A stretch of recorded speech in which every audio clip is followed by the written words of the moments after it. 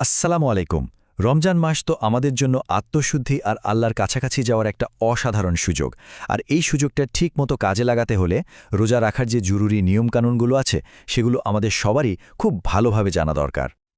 তো আমরা যে বিষয়গুলো নিয়ে কথা বলবো তার প্রত্যেকটি তথ্য নেওয়া হয়েছে কাজী ছানাউল্লাহ পানিপথি রহমতের লেখা নির্ভরযোগ্য কিতাব মালাবুদ্দা মিনহু থেকে, যাতে করে আমরা সবাই একদম সঠিক মাসালাগুলো জানতে ও বুঝতে পারি। চলুন এক নজরে দেখে নিই আজকে আমাদের আলোচনার মূল বিষয়গুলো কি কি।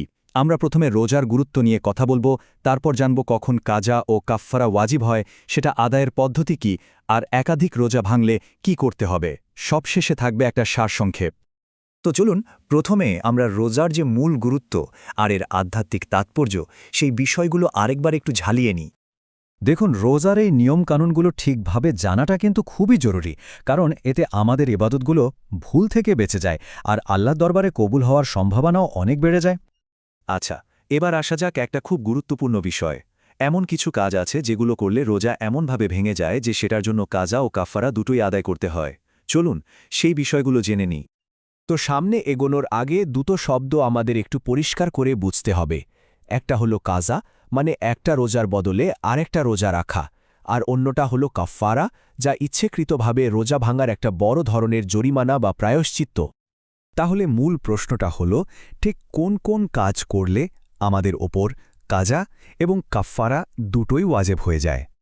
মালাবুদ্দা মিনহু কিতাবে একদম পরিষ্কার করে বলা হয়েছে, যদি কোনো রোজাদার ইচ্ছাকৃতভাবে সহবাস করে, জেনে শুনে কিছু খায়, সেটা খাবার হোক বা ওষুধ, অথবা জেনে শুনে কিছু পান করে, তাহলে তার উপর কাজা ও কাফফারা দুটোই আবশ্যক হবে। এখন কথা হচ্ছে, যদি কারো ওপর কাফফারা ওয়াজিব হয়েই যায় তাহলে সেটা কিভাবে আদায় করতে হবে? এর কিন্তু সুনির্দিষ্ট পদ্ধতি আছে। কাফফারা আদায়ের জন্য ইসলামে ৩টা ধাপ বলা হয়েছে। প্রথমটা হলো একজন দাস মুক্ত করা, যা এখন আর সম্ভব না। যদি সেটা সম্ভব না হয় তাহলে দ্বিতীয় ধাপ হলো একটানা ৬০টা রোজা রাখা, আর যদি সেটাও সম্ভব না হয় তাহলে তৃতীয় ধাপে ৬০ জন মিসকিনকে ২ বেলা পেট ভরে খাওয়াতে হবে। আর এখানে একটা ব্যাপার খুব ভালো করে খেয়াল রাখতে হবে, এই যে ৬০টা রোজা, এটা কিন্তু একটানা রাখতে হবে, কোনো বিরতি দেওয়া যাবে না।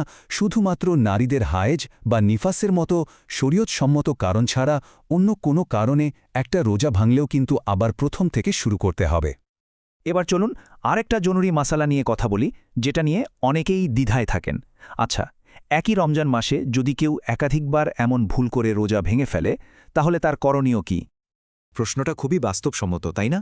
যে এক রমজানে যদি বেশ কয়েকবার রোজা ভেঙে যায়, তাহলে কি প্রত্যেকটার জন্য আলাদা আলাদা করে কাফফারা দিতে হবে? এর উত্তরটা কিন্তু খুবই সহজ। ব্যাপারটা নির্ভর করে কাফফারা আদায়ের সময়ের উপর। যদি একই রমজানে কেউ একাধিক রোজা ভাঙে, কিন্তু প্রথমটার কাফফারা আদায়ের আগেই আবার ভাঙে, তাহলে সবগুলোর জন্য একটাই কাফফারা যথেষ্ট হবে। কিন্তু যদি একবার রোজা ভেঙে সেটার কাফফারা আদায় করে ফেলার পর আবার ভাঙে, তাহলে কিন্তু নতুন করে আরেকটা কাফফারা দিতে হবে। তো এতক্ষণের আলোচনা থেকে আমরা কি কি শিখলাম? চলুন সবচেয়ে গুরুত্বপূর্ণ বিষয়গুলো একবারে সংক্ষেপে দেখে নিই। তাহলে মূল কথা হলো, ইচ্ছেকৃতভাবে পানাহার বা সহবাস করলে কাজা ও কাফফারা দুটোই ওয়াজিব। কাফফারা আদায়ের নিয়ম হল, প্রথমে দাসমুক্তি, না পারলে একটানা ৬০টা রোজা, আর সেটাও না পারলে ৬০ জন মিসকিনকে খাওয়ানো। আর এক রমজানে একাধিকবার রোজা ভাঙলে কাফফারা আদায়ের আগে পর্যন্ত একটাই কাফফারা যথেষ্ট। সবশেষে এটুকুই বলার, এই জরুরি জ্ঞানগুলো শুধু নিজের ইবাদতকে সঠিক করার জন্যই নয়, বরং অন্যের কাছে পৌঁছে দেওয়াটাও একটা বড় সওয়াবের কাজ। কারণ উপকারী জ্ঞান ছড়িয়ে দেওয়া একটি সাদকায়ে জারিয়া, যার পুণ্য মৃত্যুর পরেও জারি থাকে।